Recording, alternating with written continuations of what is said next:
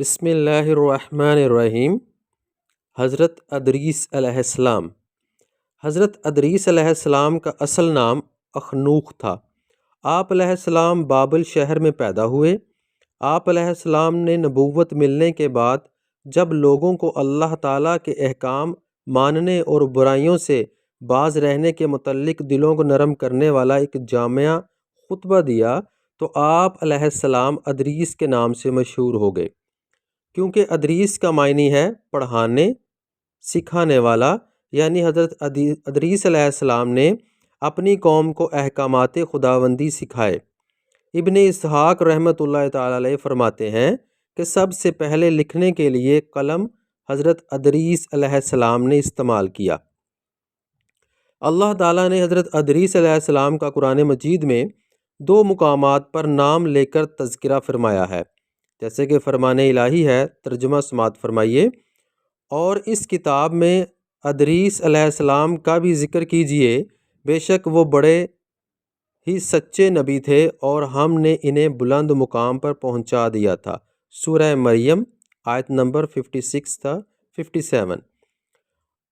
Number 2، اور اے نبی صلی اللہ علیہ وآلہ وسلم، اسماعیل، ادریس اور ذوالکفل علیہ السلام کا ذکر بھی کیجئے، یہ سب بڑے صبر کرنے والے لوگ تھے اور ان سب کو ہم نے اپنی رحمت میں داخل کیا، یہ سب ہی نیک لوگ تھے۔ سورۃ الانبیاء آیت نمبر 85 تا 86۔ حضرت ادریس علیہ السلام کو اللہ تعالیٰ نے حضرت آدم علیہ السلام اور حضرت شیث علیہ السلام کے بعد منصب نبوت پر فائز فرمایا۔ اللہ تعالیٰ نے آپ علیہ السلام کو بہت اونچا مقام عطا فرمایا اور اپنے مقرب ترین بندوں میں شامل فرمایا۔ آپ علیہ السلام نے بابل شہر میں اپنی قوم کو اللہ تعالیٰ کی وحدانیت پر ایمان لانے، پاک و صاف رہنے، اللہ تعالیٰ کی عبادت کرنے، معاملات میں عدل و انصاف کو اپنانے، ہر ماہ 3 روزے رکھنے، زکوٰۃ ادا کرنے، نشہ و اشیاء سے پرہیز کرنے اور اللہ تعالیٰ کے دین کی سربلندی کے لیے جہاد کرنے کی تعلیم دی، لیکن قوم کے اکثر لوگوں نے ماننے سے انکار کر دیا۔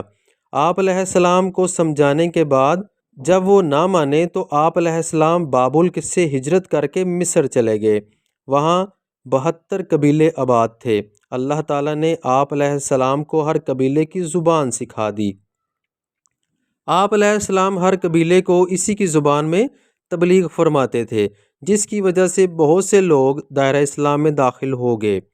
حضرت ادریس علیہ السلام کو اللہ تعالیٰ نے علم نجوم اور علم حکمت بھی سکھا دیے تھے، اس لیے آپ علیہ السلام کا لقب ہرمس الحامسہ بھی ہے۔ ہرمس علم نجوم میں مہارت رکھنے والے کو کہتے ہیں۔ حضرت ادریس علیہ السلام اپنے زمانے کے بہت بڑے عابد تھے۔ آپ علیہ السلام درزی کا کام بھی کیا کرتے تھے اور سوئی کے ہر ٹانکے پر سبحان اللہ پڑھا کرتے تھے۔ حضرت ادریس علیہ السلام کی معراج کی رات آپ صلی اللہ علیہ وسلم سے ملاقات ہوئی۔ رسول اکرم صلی اللہ علیہ وآلہ وسلم معراج کا سفر کرتے ہوئے جب 4تھے آسمان پر پہنچے تو آپ صلی اللہ علیہ وسلم کی ملاقات حضرت ادریس علیہ السلام سے ہوئی۔ انہوں نے استقبال کرتے ہوئے فرمایا، نیک بھائی اور نیک نبی کو خوش آمدید۔ بخاری سے یہ روایت ہے۔ جزاک اللہ خیرہ۔